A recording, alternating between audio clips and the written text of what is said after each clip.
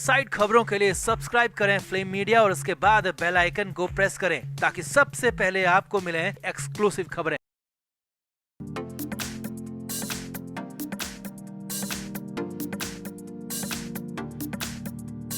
महाराष्ट्र में महाविकास अघाड़ी की करारी हार के बाद कोहराम मचा हुआ है। महाविकास अघाड़ी के अंदर पार्टियों के अंदर हाहाकार मचा हुआ है और सबसे बुरी हार कांग्रेस पार्टी की हुई है। अब तक के पूरे इतिहास में, पूरे चुनावों के इतिहास में अब तक इतनी करारी, इतनी बुरी हार कांग्रेस को कभी नहीं मिली, लेकिन इस बार मिली और इसका जिम्मेदार है कांग्रेस के प्रदेश अध्यक्ष नाना पटोले को ठहराया जा रहा है। और यहाँ तक कि नाना पटोले के खिलाफ बगावत शुरू हो गई। जी हाँ, महाराष्ट्र में कई शहरों के नेताओं ने, कई शहरों के पदाधिकारियों ने, यहाँ तक कि महाराष्ट्र में प्रदेश पदाधिकारियों तक ने नाना पटोले के नेतृत्व पर सवाल खड़े कर दिए हैं और नाना पटोले को अध्यक्ष पद से हटाने की तुरंत मांग कर दी। और इससे भी बड़ी बात है, नागपुर में होने वाले शीतकालीन सत्र से पहले ही नाना पटोले को बर्खास्त करने तक की मांग होने लगी है। और नए अध्यक्ष का जो नाम सामने आ रहा है वो भी हैरानी भरा है, उसका भी नागपुर ही कनेक्शन है। तो राहुल गांधी का गुस्सा यहाँ पर नाना पटोले पर भारी पड़ता हुआ दिख रहा है। तो दिखाते हैं आपको क्या है पूरा मामला, कौन बन सकता है कांग्रेस का नया अध्यक्ष। आप भी इस वीडियो को शेयर करें, कमेंट बॉक्स में अपनी राय जरूर दें। तो नाना पटोले के नेतृत्व में कांग्रेस महाराष्ट्र में खुद को बेहतर नहीं बल्कि सबसे बेहतरीन पोजीशन में मानकर चल रही थी और कांग्रेस को लग रहा था कि इस बार तो सरकार उनकी ही आएगी, लेकिन हालात बिल्कुल उल्टे हो गए। कंडीशन ये हो गई कि अब तक के इतिहास में जो नहीं हुआ वो इस बार हो गया। कांग्रेस 20 सीटों तक भी नहीं पहुंच पाई और इसीलिए तो विधानसभा चुनाव में मिली इस करारी हार के बाद प्रदेश अध्यक्ष नाना पटोले को पूरी तरह से जिम्मेदार माना गया है। और खास तौर पर नागपुर और विदर्भ के इलाके में तो नाना पटोले के खिलाफ बगावत शुरू हो गई। एक सिरे से अनेक कई सारे पदाधिकारियों ने नाना पटोले का इस्तीफा मांग लिया है और यहाँ तक कि नाना पटोले को तुरंत से तुरंत पद से हटाने, बर्खास्त करने तक की मांग कर दी गई है। नाना पटोले पर आरोप लगाया गया है कि उनका व्यवहार खराब है, सोच खराब है, उनकी नीति खराब है। यहाँ तक कि उन्होंने आलाकमान को भी सच नहीं बताया कि प्रदेश में कांग्रेस के हालात क्या है। यही नहीं, नाना पटोले पर आरोप है कि उन्होंने टिकट बंटवारे में सोशल इंजीनियरिंग नहीं दिखाई, कार्यकर्ताओं की बातों को नहीं सुना, पदाधिकारियों की बातों को नहीं सुना और अपनी मनमानी करते हुए कई सारे नेताओं को टिकट दिया। और यही नहीं, नाना पटोले के ही चलते कई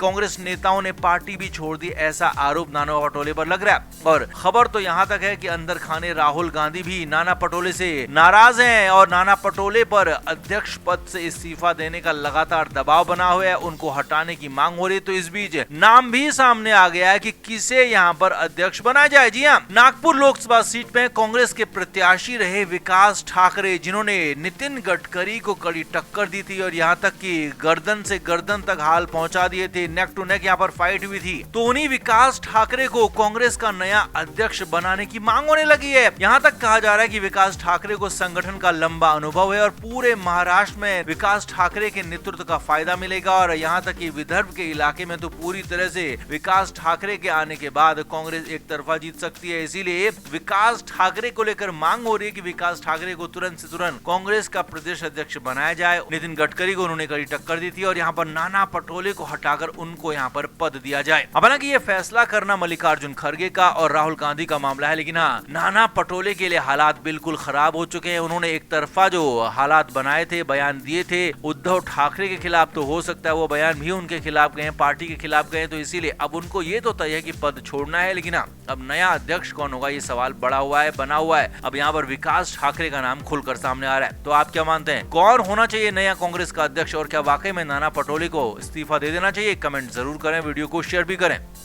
तो महाराष्ट्र में अब तक यह कहे कि पिछले चुनाव तक दो गठबंधन सामने थे, महाविकास अघाड़ी और महायुति। अब इस तरफ तो महायुति ने सरकार बना ली है, महाविकास अघाड़ी के हाल बेहद ज्यादा खराब हो गए हैं। अब ऐसे में उद्धव ठाकरे अपने रास्ते बिल्कुल अलग दिखा रहे हैं। उद्धव ठाकरे ने संकेत दिए कि वो फिर से हिंदुत्व की राह पर आ रहे हैं। उन्होंने ऐसे ही उस रविवार को दिन में जो बयान दिए थे उसके बाद कयास लगाए जा रहे हैं कि उद्धव ठाकरे अब महाविकास अघाड़ी से, कांग्रेस से, एनसीपी शरद पवार से पूरी तरह से किनारा करने के सोच रहे हैं और इसीलिए उद्धव ठाकरे हिंदुत्व की राह पर लौटते हुए दिखाई दे रहे हैं। यानी कि महाविकास अघाड़ी से उद्धव ठाकरे का मोह भंग हो चुका है। वहीं दूसरी तरफ राज ठाकरे जो कि महायुति में थे तो नहीं, लेकिन उन्होंने महायुति के साथ ही चुनाव लड़ा था। कहें कि बीजेपी को उन्होंने पूरा समर्थन दिया था, देवेंद्र फडणवीस को समर्थन दिया था, लेकिन उसके बाद भी राज ठाकरे की पार्टी का कोई फायदा नहीं हुआ। राज ठाकरे के बेटे अमित ठाकरे तक चुनाव नहीं जीत पाए। तो ऐसे में अब दोनों भाइयों को शायद लगने लगा है कि हाथ मिलाने का वक्त आ गया, साथ चुनाव लड़ने का वक्त आ गया। और रविवार की शाम मुंबई में जो हुआ उसने तो राजनीतिक भूचाल ला दिया। रविवार की शाम मुंबई में उद्धव ठाकरे के घर का एक फंक्शन था। अब वो क्या फंक्शन था पहले वो समझिए। उद्धव ठाकरे की पत्नी रश्मि ठाकरे के भांजे शौनक पांथकर की यहाँ पर शादी थी और इसमें राज ठाकरे को बुलाया गया था।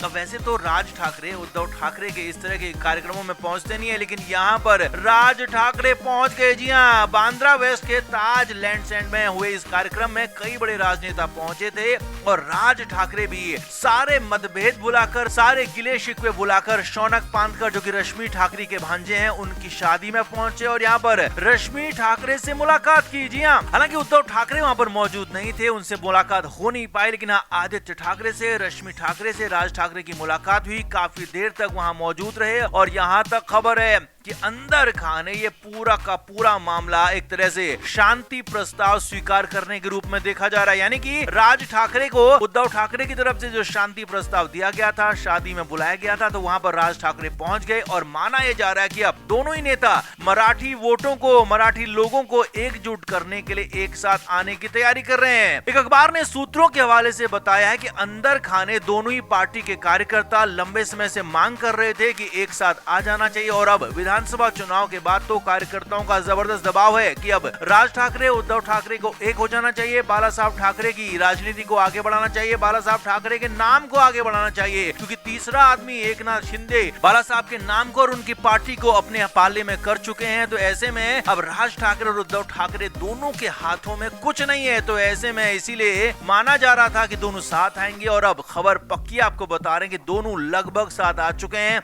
और आने वाले समय में जो बीएमसी का चुनाव है दोनों ही एक साथ मिलकर लड़ने वाले हैं। जी हाँ, ये बड़ी खबर आपको बता रहे हैं। हालांकि दोनों ही पार्टियों का भी विलय नहीं होगा, दोनों ही पार्टियां अलग अलग रहेंगी, लेकिन हाँ बीएमसी चुनाव में राज ठाकरे उद्धव ठाकरे के बीच में गठबंधन होगा और इस गठबंधन में ही चुनाव लड़ा जाएगा और उसके बाद तय किया जाएगा कि आगे के रास्ते क्या होंगे। अगर सब कुछ ठीक ठाक रहता है तो दोनों ही पार्टियों का विलय भी हो सकता है, दोनों ही एक पार्टी भी बन सकती है। तो इस तरह के भी कयास लगाए जा रहे हैं। अब जैसे ये चर्चा महाराष्ट्र में मुंबई में उड़ी तो दोनों तरफ यानी कि महाविकास अघाड़ी महायुति दोनों के हाल खराब हो गए, क्योंकि अगर उद्धव ठाकरे राज ठाकरे एक हो जाते हैं तो फिर उनको हराना बेहद मुश्किल हो सकता है, दोनों को चित करना बेहद आसान नहीं होगा और दोनों मजबूत हो जाएंगे। इसीलिए कांग्रेस की तरफ से भी उद्धव ठाकरे को कई फोन गए कि आप क्या चाहते हैं, गठबंधन से अलग होना चाहते हैं। तो वहीं दूसरी तरफ बीजेपी की तरफ से राज ठाकरे को फोन गए कि आप ये क्या कर रहे हैं, किस तरह के संकेत दे रहे हैं। तो इस बीच में खबर यह है कि अभी दोनों तरफ से ऑफिशियल कोई बयान आया नहीं है, ऑफिशियल कोई बातचीत आई नहीं है, लेकिन हाँ महाविकास अघाड़ी में महायुति में दोनों तरफ कोहराम मचा हुआ है कि राज ठाकरे और उद्धव ठाकरे एक साथ आगे तो फिर हालात खराब हो सकते हैं। तो ऐसे में आपका क्या मानना है, क्या वाकई में दोनों एक हो जाएंगे और अगर एक हो जाते हैं तो फिर महाराष्ट्र की राजनीति में कितना असर पड़ेगा, आप क्या मानते हैं कमेंट जरूर करें, वीडियो को शेयर भी करें।